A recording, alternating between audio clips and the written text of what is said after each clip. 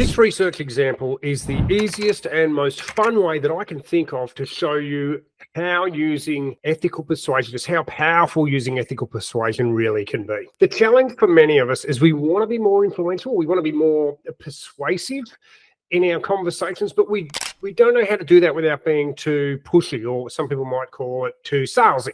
So this bit of research that I'll share with you today, it's Harvard University research, is a great way to start being more persuasive. That way you'll soon be able to increase the chances that you'll get a yes and decrease the chances that you'll get a no in all of your client and prospect requests. I'm Mark McInnes, founder of Sales Development as a Service. Thanks for tuning in. So when it comes to trying to figure out how much can using persuasion or influence actually create a higher level of agreement, there's really already been done some fantastic research. So a lot of this research that we're talking about has been around for 70 or 80 years. It's all based on human psychology, and there's been some really clever people that have done some research. And today I'm going to share with you a great story, a great true story about some research that a lady called Ellen Langer did. She was actually the first female professor at Harvard University to study, or to teach, I should say, psychology, human psychology. So this is her research. So it's Harvard research. And what she did during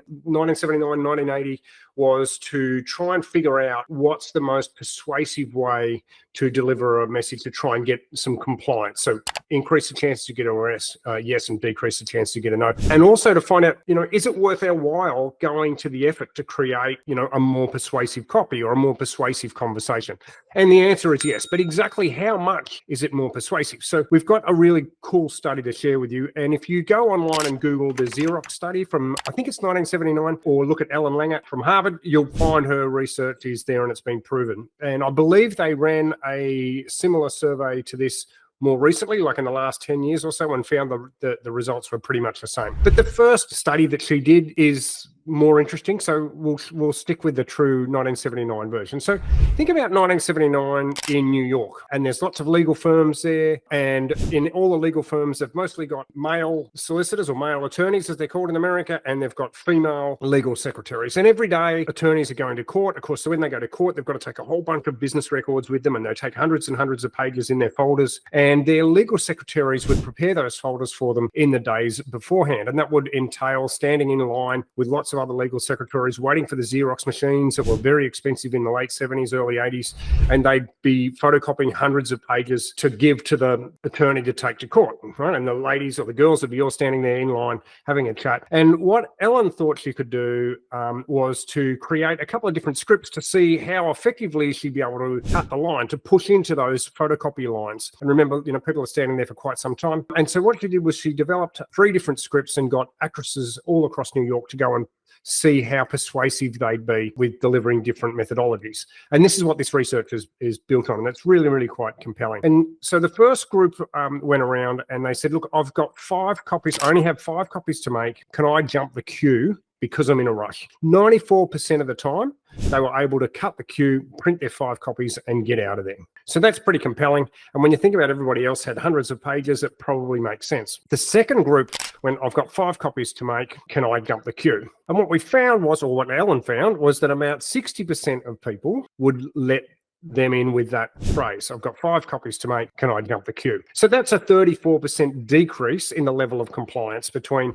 I've only got 5 copies to make, can I jump the queue because I'm in a rush, to the second one, which is I've only got 5 copies to make, can I jump the queue? What's really interesting though is a third group of actresses tried, I've only got 5 copies to make, can I jump the queue because I've got to make some copies? And what they found was 93% of people would let them in. So almost the same as the first one, but it's still a 33% increase in compliance.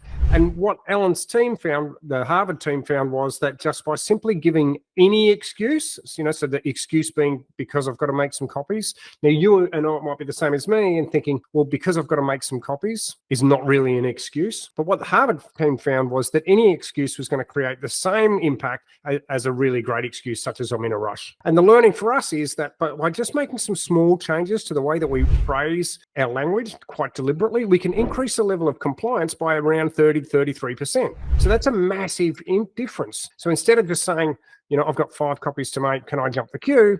If you instead say because, and then almost anything afterwards, you're going to get a 30% increase of compliance. So what can we take from that as salespeople and business people when we're trying to increase our levels of compliance around the office with our clients or with our prospects? And the answer for this particular instance is clear. Make sure you've got an excuse. Now, this can be a real challenge for those of you who are spending some time trying to figure out how to create more persuasive or more influential copy. Because what's typically happening in these scenarios is we're using our neocortex, the big part of our brain that does our big thinking, to think about, how can I be more influential? How can I be more persuasive? But your neocortex is very analytical. When it sees something written down, I've only got 5 copies to make.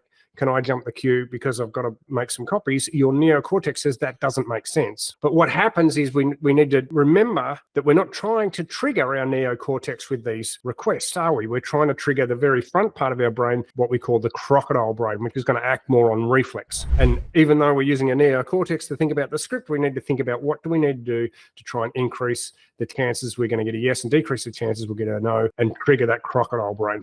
And Dr. Alan Langer says that by adding an excuse, even if it doesn't make any sense, you'll get the same level of compliance. Give it a try. I'm Mark McGuinness. I hope you find that to be useful. See you on the next one.